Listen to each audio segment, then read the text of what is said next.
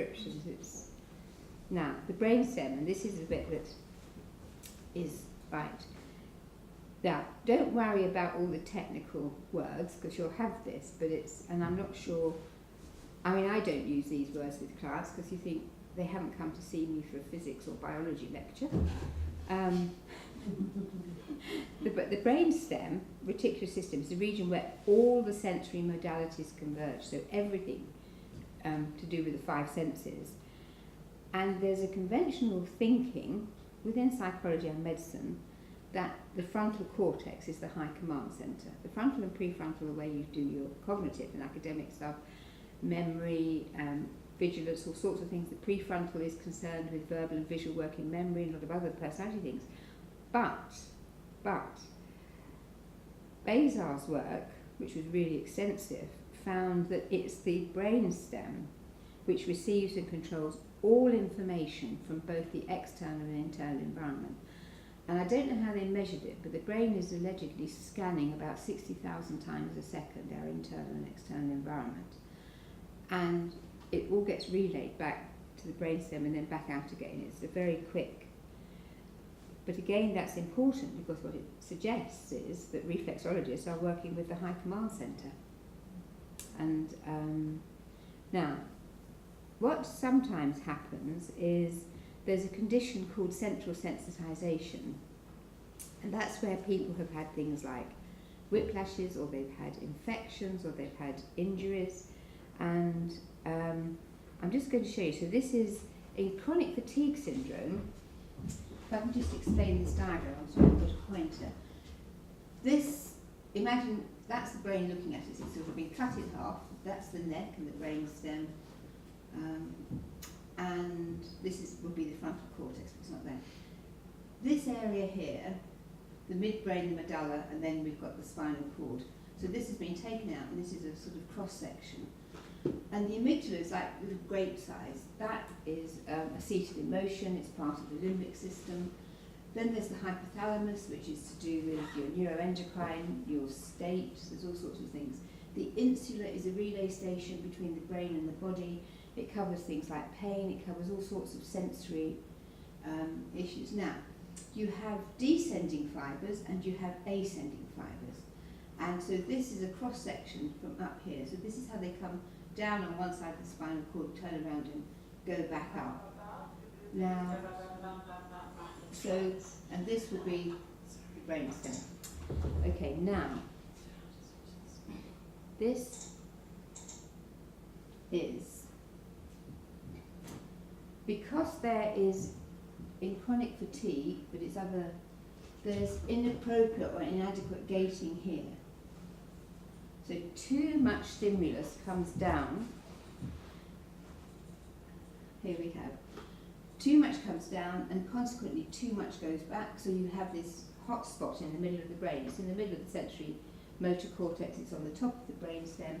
So you have disrupted sleep, you have disrupted appetite, you have disrupted sex drive. I mean, anything that are sort of basic disruptions in hunger, thirst, those basic things. Now, what happens, so basically as reflexologists, I can't see how you're not impacting on this, particularly after what we did with Sue.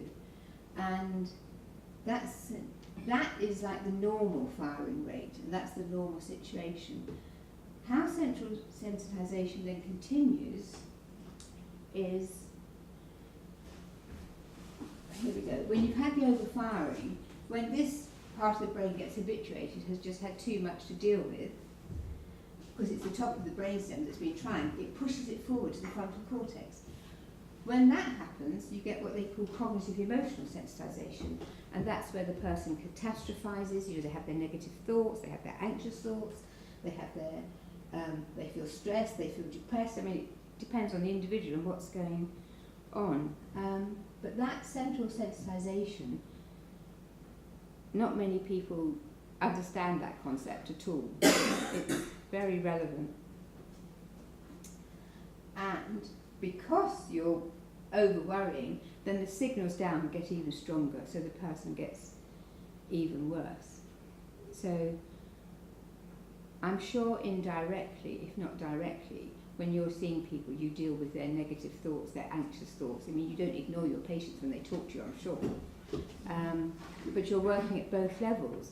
And I hope this gives you a model to help explain to them what might be going on, and why, when they have the anxious thoughts, they actually feel worse, because they're not gating the signal properly in the brainstem. Now, and these are some of the things. I'm going to show you some more diagrams of the brainstem. That's the brain, that's the higher cortex, that's the front of the brain, that's the back of the brain, that's the cerebellum. This is the brainstem. And it's controlled with sugar regulation, all sorts of nutritional things. But if you get infection, injury, or ischemia, you know, a leaking blood vessel or something, you get inflammation in the brain stem up there. That affects how the motor nerves work, that affects how the sensory nerves work. You get a release of what's called interleukins, and that just increases the inflammation or the intensity of what's going on. And this can be triggered, this process, by infections or injuries. This is to trigger central sense. Now, if you can imagine, if you've had a whiplash, if you're hit, say, on the back of your head and the brain tips, like that, this whole area gets squashed. And it's like a deep bruising, and there's some homeopathic remedies that would help that, but that's the area. And then this is just taking out, the brainstem is divided into 3 key areas, what's called the midbrain, the pons, and the medulla. Here's your spinal cord running up here, in there, and people don't realise it comes up, and it branches over. So it's just under the corpus callosum, which is the thing that separates the 2 halves of the brain. A lot of people think that the brain, the spinal cord stops sort of about here. It doesn't, it continues up into the brain. And we'll hear of the hypothalamus and the thalamus, because they're very important in emotional regulation.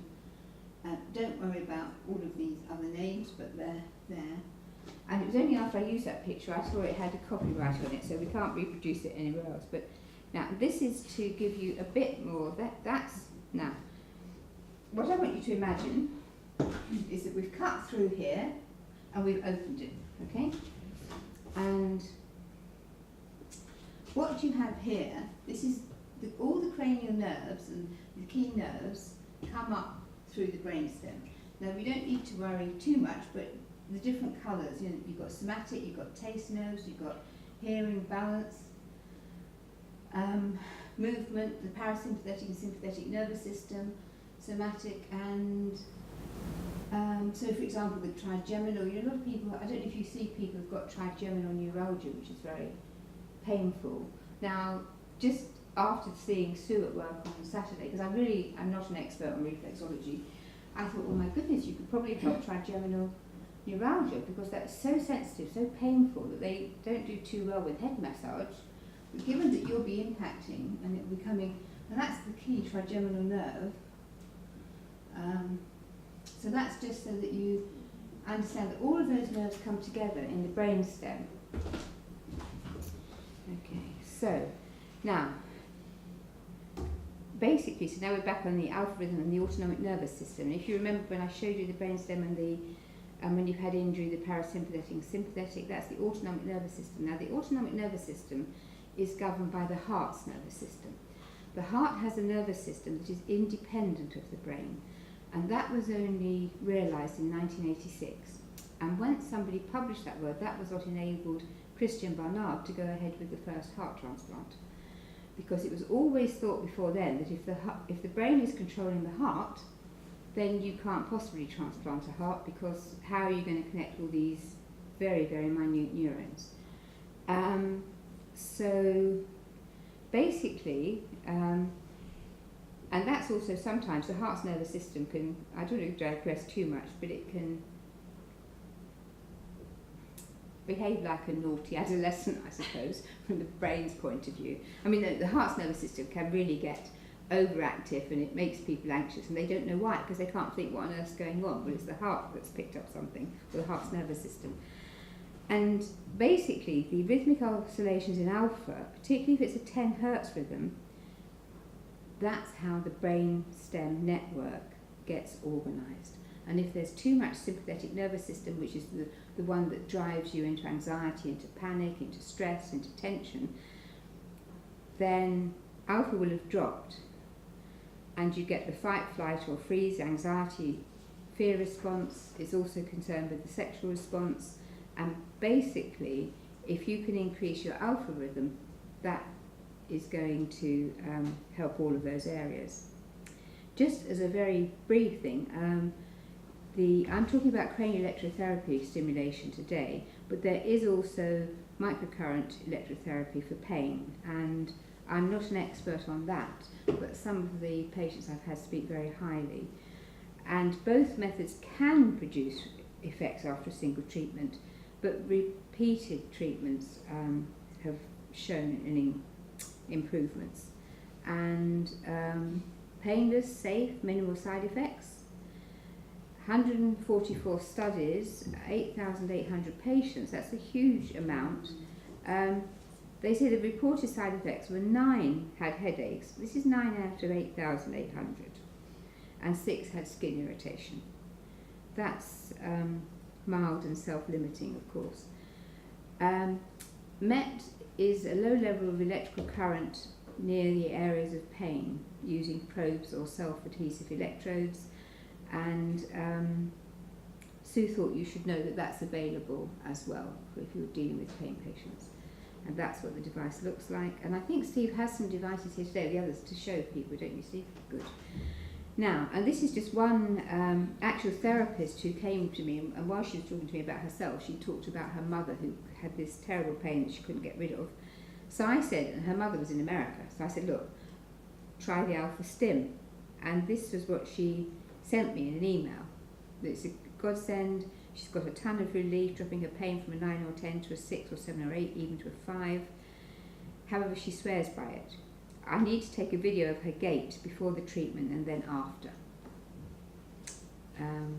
So now we come on to cranial electrotherapy stimulation. So it's variable current applied to the brain, and it's a very low, I'll come on to this in a minute, it's you use clip electrodes that attach onto the ears, and it supplies a low level of current across the head for medical or psychological conditions. And this is what they say, use it 20 minutes to an hour every day or every other day or as needed. It leaves the mind alert and helps induce a pleasant, relaxed feeling of well-being. Now, just, I was going to take this out, but Sue said that actually we ought to know that this was first noticed with fish in the Middle Ages. And electrical fish were applied to the skull to relieve headache by Claudius Galen. And he was called the medical pope of the Middle Ages. And his theories of disease lasted into the 19th century. So he had an impact for 400 years after his death. He was the first person that actually described migraine, that actually realised that it was a blood flow issue in the head. And he thought that you should use these torpedo fish. Now, the sea torpedo is said by some to cure headache. I thought this was so funny. And then he tried it and found it not to be true. However, he was using dead torpedo fish. So he then moved on to live torpedo fish. I mean, it's really quite imaginative. I don't think even nowadays I'd have thought of using a torpedo fish, but anyway. The remedy did free the patient from pain, and he found that to be the case. And recommendations for applying live torpedo fish for headache and joint pain persisted throughout medieval Europe and were advocated by leading Muslim physicians in the 10th and 11th century. And there was a famous Syrian physician found that it was effective in relieving chronic headache, unilateral headache, which is migraine, and vertigo, even in desperate cases. The South American eel has the most powerful source of electricity, which is like a giant catfish apparently, and let's go back. So that's basically, people flocked to be treated in the 1750s in Europe, especially if they had arthritis. So basically what all these fish are doing is help increase that electrical synaptic activity that I was telling you about, rather than the chemical. So if we look at the AlphaStim device, its waveform is what differentiates it from other devices, and basically it's 10 seconds long with a 0.2 second pulse width square on. Now it just so happens that I was lucky enough, or not lucky, I don't want to, I had a patient recently who is one of our country's leading physicists. So I said to him, look, I want to ask you, a stupid question. I'm trying to get to grips with why does this waveform work to help human beings as opposed to a different waveform? Because there's all the technical stuff out there, but it doesn't tell you why. It tells you what they are. And he explained to me, and it certainly then explains some of the other things that happens when you use the AlphaStim, that if you have this square wave with a 0.2 second a pulse in the middle, he said, you're generating the alpha wave, but when you have that gap, what happens at a physics level is you recruit all the other brain waves in the brain as well. In those, he said it's like a pacing time. And he drew lots of diagrams for me I was so impressed. I thought I shouldn't charge him for this session, he's teaching me. But he was happy to explain it to me, because what he said was, he's suffering himself, and he'd like to think that I could help other people and understand. My clients know me, I'm not happy doing something if I don't know the scientific explanation. I'm a scientist practitioner, and it was so because in fact when I have checked what's going on with the AlphaStim, I have seen that there's some intermittent shift in the other brain waves, and I haven't known what to make of it. But the minute he explained it to me, I thought, well, that's it, it's shifting arousal, it's becoming a carrier wave. Because the alpha goes up, but sometimes the delta goes up as well. And when delta does that, sometimes it's a sign of head injury, but also it's the carrier wave. It's like a big, powerful wave that shifts the brain along. So the AlphaStim, Steve knows this is my hobby horse. I think the AlphaStim device, the CS, is doing far more than the makers and inventors of it realise, because they don't study the brain. So that's what the device looks like. So it's safe and it's easy to use treatment for mood disorder, stress-related conditions. It's cleared for treatment of anxiety, insomnia and depression. And I have certainly found it extremely helpful for people with insomnia. And so has one of my very high-up colleagues that I persuaded to use it. Sue, welcome. What, that epilepsy? No. I'll tell you why when we get there. So look, I have to be fair, the people who manufacture it don't say that. But I will not use it with people with epilepsy because the Russian research, which the Americans are not aware of, has shown that delta can act as a kindling wave for people with epilepsy. So why would I want to increase delta? I'm an extremely cautious clinician. Yeah. I could be wrong. I'm not prepared to take that risk. We all take risks in therapy, of course we do. We all take, you sort of, but it has to be controlled. And so there are over 144 studies, no lasting side effects. Patients found significant relief from their anxiety 94% of the time, insomnia 79%, depression 90%, and pain 91%. But they had used the device for at least 3 weeks. Okay. Now, anxiety disorders, I'm sorry, I don't have a watch, so someone's going to have to tell me when it's coffee break time. It's always coffee break. No. It's more prevalent, it's the most common mental psychological disorder, it's more prevalent in women than men. Usually people report that they have felt it before the age of 35, it's a young. But up to 80% of people who have an anxiety disorder have something else as well. They could have depression, they could have insomnia, they could have pain. It also is embedded in so many other disorders like panic disorder, phobias, OCD, eating disorders, sexual, anxiety is now depression, it's claimed that they can lead, that anxiety can lead to later depressive disorders. But when I trained, the DSM that was in use then, they had a condition which has been dropped off called agitated depression. So I think sometimes when you're listening to people, you need to think, is this anxiety or is this primarily depression? But they're so agitated and energized that you miss that it's going on. Because there's a higher incidence of suicide in individuals who have both anxiety and depression. But even recently, I mean, it was only in the Daily Mail, but the doctor writing in that said, you know, we've got to do something, because a lot of people who commit suicide have actually seen their GP within the previous 2 weeks, and it hasn't been picked up. But this isn't let's hit GPs, but it's just I'm telling you this, that if you are talking to people who are highly anxious, try to find out if they're depressed as well. But it's not a... Is it what? Because like manic depressive is something That's completely that different. That's bipolar, and that's chemical. That is chemical, Right. and that responds to medication. Yeah, because what I was thinking It's a I've got huge a chemical. friend and she's like got both. It's the anxiety and the depression goes together. I know she's on medication. Yeah, if it's genuine, look, there's anxiety and depression together. That's slightly different from bipolar. Bipolar disorder cycles, it's often hard to split because it can be 2-week cycles, 6-week cycles, up to 6-month cycles. So it's hard to spot. But and you've also got bipolar disorder where they go from being mildly depressed to severely depressed. That when they come up, they don't go. But if it's a true, what used to be called manic depression, then that is definitely chemical. That's one of the few conditions that is. Schizophrenia is also genetically chemical. Not all schizophrenia, but it's. But I'm assuming that in your practices, you wouldn't routinely be seeing people with schizophrenia or manic depression or bipolar. Not routinely.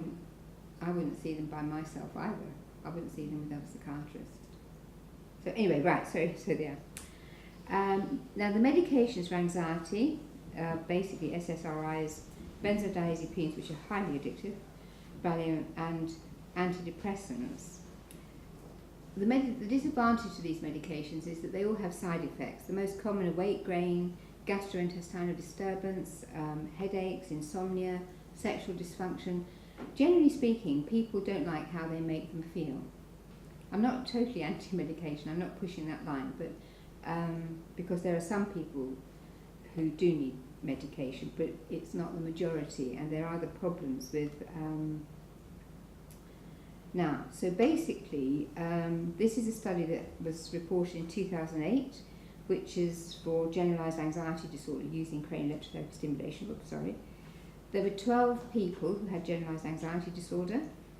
They had a psychiatric interview. They had the Hamilton Rating Scale is a properly researched scientific one, and it was a 6-week study.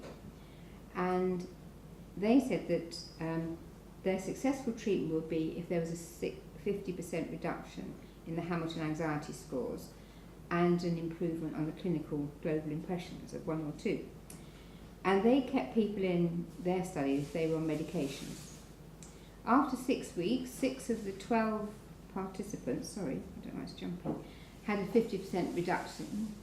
And that is really quite remarkable for anxiety. If you have people on a 6-week waiting time, you don't expect to see an improvement. So it was significant, very much improved or improved. So their conclusion was that CES appears to reduce symptoms of anxiety for individuals with a diagnosis of generalised anxiety disorder, and also for those with a diagnosis of generalised anxiety disorder and comorbid depression. That's actually very important, because anybody who's a mental health professional, like a psychologist or a clinical psychologist or psychiatrist, will tell you it is much harder to treat people who have comorbidities. When I trained, we picked up people who had single phobias or you don't get that anymore because they're being dealt with by their friends or by counsellors or by a whole raft. So you get left with, and right, now this was I'm telling you about a study that I did, and these were patients who were coming through my practice, and if they had stress or anxiety, I asked them if they would be in the study. But if they were on medication, I excluded them, and if they were substance misusers, that's UDS, undesirable. And I used a questionnaire called the DAS, and that is freely available for you to use if you wish to. It's on the internet. I've given you the reference. Why I like that one is because there are other ones, but this one is easy to administer, and it picks up depression, anxiety and stress. So if they scored high on the depression subscale, I would exclude them from the study because they needed help with their depression. And I had 8 men and 8 women, and this is the reference here to the DAS, and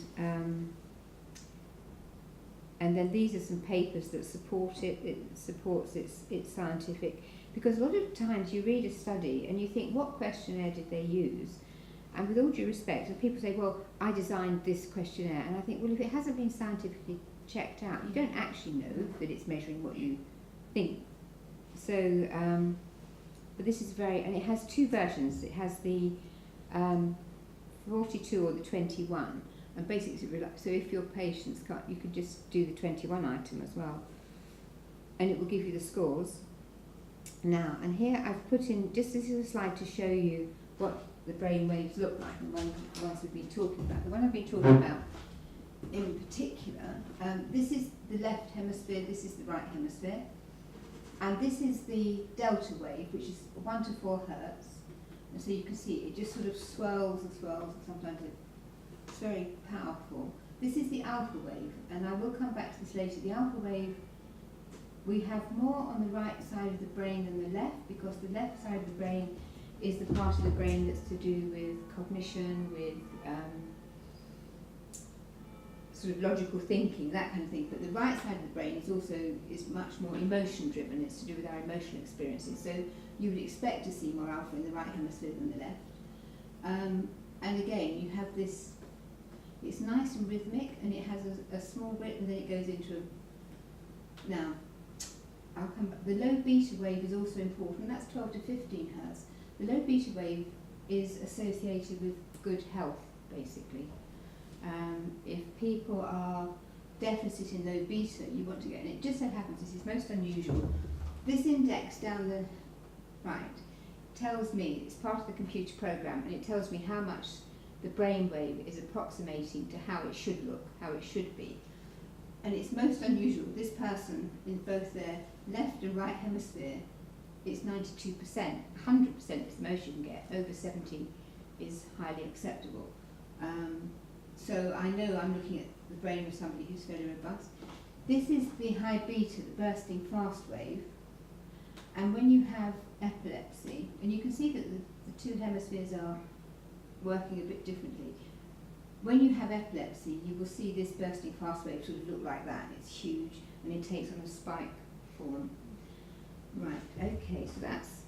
Okay, now, and these are the definitions of the frequencies of brain waves, and gamma I didn't show you all of them, but the beta, 16 to 20 hertz, that's always prominent in people who've got degrees or very high cognitive functioning. The high beta, that's excess in people who are stressed or anxious, and the gamma wave is the wave that sort of holds it all together. Now, I put them, so they came in, they had the DAS, they had their brain checked, and they were put on a 1-month waiting list, and then they were reassessed again with the same measures, and then they had the alpha stim to use for 2 months at home, 20 minutes a day, and then they were reassessed. So these are the figures. T1 is, when they first saw them, T2 is 1 month later, and then T3. So the alpha wave amplitude, you can see that there was no difference. Oh, sorry. I'll give you a picture. There's no significant difference. There's a slight increase, but that's not significant statistically. But the difference between after they'd had the 1 month waiting and the 2 months of using, there was a significant increase in alpha. The depression scores, as I told you, they were mildly depressed at the beginning, but moved into the normal range. 10 is the cut-off, so it was close. But and at the 3rd time, that was normal. And in terms of, there wasn't a significant shift, but it was a trend. On the anxiety, but back on that, although I say it wasn't significant, don't forget I'd excluded people who were clinically depressed. This was just normal. The anxiety mean scores, they were severe at both T1 to T2, no significant difference. That's a dramatic drop in 2 months to go from 15 to 8, which is a mild level of anxiety, and that was significant at the 1%. That's what it looks like to give you the drop. The stress, they were severely stressed, and in fact, I don't know why, stress moved, I mean it was not significant, but that moved up, and then at the end of the 2 months they were mildly stressed. So basically what we found, or I found, was that if you use cranial electrotherapy stimulation, in other words the alpha stim, there was a significant increase in alpha wave activity, and I know I've gone a bit fast, but by now you understand why it's important that you have an increase in alpha wave activity in people who are stressed and anxious. We know we must have impacted on the brainstem, and it's not surprising, that the importance of the alpha wave shouldn't be underestimated in view of its role. And this was a pilot study, and there's likely to be much greater clinical applicability. Now, if you think when the gentle electrical stimulation is from the earlobes, it will go over the brain, over what's called the sensory motor strip, which I will show you this afternoon, but it's also going to be going through the brainstem area, because the electrical activity in the brain takes the shortest path, essentially. Right, now, this was another study by the Barclays, which was reported in 2014, and they looked at anxiety and comorbid depression. Now, these were in America, in Virginia, and they got their participants through GP referral, through telephone interview. They then did a face-to-face interview with the people to confirm that they did really have anxiety, and they charged a $30 entry administration fee. And I think they said in the paper that's because they found in their studies that if people have to pay something, it makes them a bit more motivated to stay in. Their age range was 18 to 65. They used the Hamilton Anxiety Rating Scale again, and they did also use the Hamilton Depression Score, but the people had to be predominantly anxious. They could be taking antidepressants, but they had to have had them for the previous 3 months. They could take benzodiazepines like Valium as they require, but they shouldn't be taking more than 2 a week. Okay, they excluded people who had other primary diagnoses, who had seizure disorder, who had pacemaker, or who were pregnant, who were nursing mothers, and if they had a history of poor treatment adherence. On just an aside, I think people say there are cautions about using this during pregnancy, but actually I think it would help women in pregnancy. I think people say to be cautious because there haven't been any studies done, and because but in fact, with some of the other kind of work I do, there's been a lot of studies done in South Africa, and if you can calm down the mother's state during pregnancy, you have less stressed babies. I can see no contraindications at all, actually. Surprisingly, you've got a well mother, you're not. Right, okay. The alpha stim, now this is where they were good because they had a sham treatment group. In other words, they had one who were having active alpha stim and the other one were having a sham. So they thought they were having the treatment, but in fact it couldn't work. And they had to treat themselves daily for 1 hour, and they weren't allowed to alter the settings, and they kept treatment logs or diaries. Now, so they were randomly allocated to the 2 groups, and the participants and the researchers didn't know who was in an active group and who wasn't, who was in a sham. However, at the end of their 5-week treatment, if you had been in the sham group, they were then offered treatment because it's a bit unethical. At baseline, there was no significant difference between the 2 groups, but at the end of the 5-week study, the active group had 83% of them had a 50% or more decrease in anxiety to a level of 32.8%. Now, you know, people who've had anxiety have usually had it for a long time, so any shift that's very good. The sham group had a 9.1% mean decrease. I mean, I would have expected that to be higher just because of the placebo effect, but actually you can see that there's even more on the depression. The active group had a decrease of 32.9% and the sham group of 2.6%. So I think it's fairly obvious that cranial electrotherapy stimulation was very positive and beneficial and effective for anxiety and depression. Okay, now I don't know what the time